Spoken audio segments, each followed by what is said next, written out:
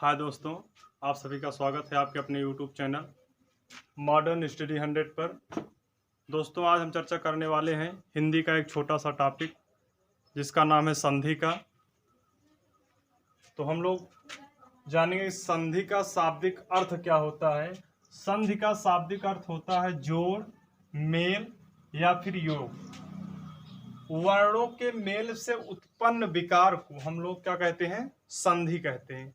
जो वर्णों के मेल से जो भी विकार उत्पन्न होता है उसको हम लोग क्या कहते हैं? संधि कहते हैं। संधि कितने प्रकार की होती है? संधि 3 प्रकार की होती है: स्वर संधि, व्यंजन संधि और विसर्ग संधि। लेकिन हमारे कोर्स में है क्या? पहला, जो कि हम लोग पढ़ेंगे क्या? स्वर संधि। लेकिन तीनों के बारे में थोड़ी सी जानकारी जान लें। पहला जो स्वर संधि होता है, जब स्वर का मेल स्वर से होता है तो स्वर संधि होती है। और जो व्यंजन संधि होती है तो स्वर का मेल यदि व्यंजन से होगा तब भी व्यंजन संधि होगी, और जब व्यंजन का मेल स्वर से होगा तब भी व्यंजन संधि होगी, और जब व्यंजन का मेल व्यंजन से होगा तब भी व्यंजन संधि होगी। अब चर्चा करते हैं विसर्ग संधि की। जो विसर्ग संधि होती है, जब विसर्ग का मेल स्वर से होगा तो वहाँ विसर्ग संधि होगी, और जब विसर्ग का मेल व्यंजन से होगा तो वहाँ पे विसर्ग संधि होगी। तो हमारे कोर्स में बस स्वर संधि दिया गया है, तो स्वर संधि हम लोग देखते हैं। तो स्वर संधि के 5 भेद होते हैं।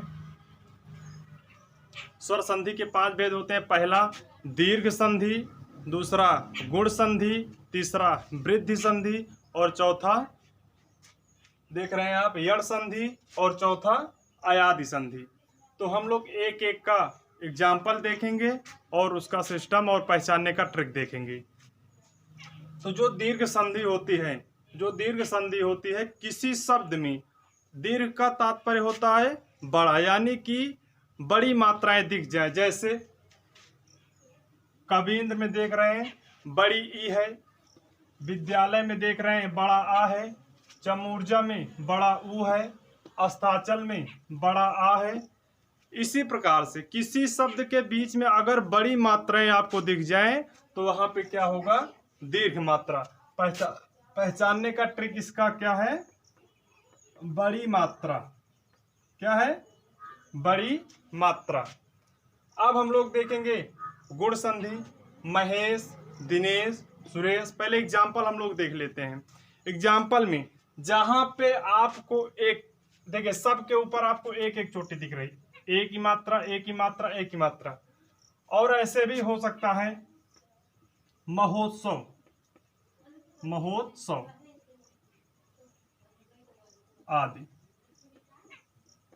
जहां पे आपको जिस शब्द के ऊपर अगर एक चोटी दिख जाए वहां पे जान लीजिए कि क्या है? गुण संधि है। अब तीसरा आता है वृद्धि संधि। वृद्धि संधि के बारे में देखेंगे। यहाँ पे एक उदाहरण एग्जाम्पल दे लीजिए, सदैव, मतैक्यम, तथैव। और यहाँ पे एक लिख देते हैं हम लोग माहौल, माहौल आदि। तो गुण संधि में हमने देखा कि एक चोटी थी, लेकिन वृद्धि का मतलब वृद्धि हो गई एक चोटी से, अर्थात 2 चोटी हो गई। यानी कि सदैव में देखिए 2 दिख रही है, 2 चोटी, मतैक्यम में 2, तथैव में 2 और माहौल में 2। अर्थात जहां जिस शब्द के बीच में आपको जिस शब्द के ऊपर 2 चोटी दिख जाए आप जान लीजिए कि उसमें कौन सी संधि है? वृद्धि संधि। अब हम लोग चर्चा करेंगे यण संधि की। यण संधि क्या है? यह संधि में अगर आपको कटे अक्षर के बाद या, रा, ला, वा, यावा, राला दिख जाए तो आप जान लीजिए वहां पे कौन सी संधि है? यण संधि है। यण संधि के बाद एक लास्ट आता है हमारा अयादि संधि, जो कि आपको दिख नहीं रहा होगा, मिटा के लिख देते हैं अयादि संधि। अयादि संधि में होता क्या है? पांचवा हम लोग देखेंगे क्या? अयादि संधि। अयादि संधि। अयादि संधि में होता क्या है? नयन, चयन, गवन, गायक। अधिकांशतः होता इसमें क्या है कि 3 अक्षर वाले शब्द पाए जाते हैं और उन अक्षरों के बीच 3 अक्षर वाले शब्द पाए जाएंगे और उन शब्दों के बीच जो होगा एक तो ऐ, आव, औ, आय। ये 4 शब्द दिख जाए तो जान लीजिए वहां पे कौन सी संधि होगी, अयाधि संधि। जैसे नयन, नयन को अगर हम लोग पढ़ते हैं तो अगर ध्यान से समझा जाए तो उसमें दिख रहा है नयन, अय, अयन, अयन दिख रहा है ना, अर्थात अय दिख रहा है। अगर चयन की बात किया जाए तो चयन, अय, अय दिख रहा है, अर्थात इसमें भी।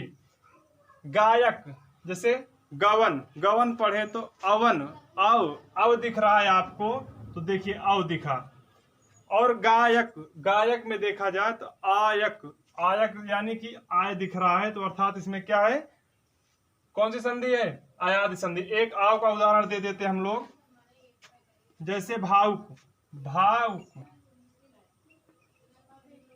इसमें देखिए दिख रहा है क्या, भावुक में आकर देखा जाए आउक, आव दिख रहा है, आउक, आउक यानी कि अयाधि संधि। तो आई होप कि आपको समझ में आया होगा कि संधि किसे कहते हैं, संधि कितने प्रकार की होती है और किस संधि में कितने प्रकार होते हैं, जो कि स्वर संधि की चर्चा हम लोग किए हैं। धन्यवाद।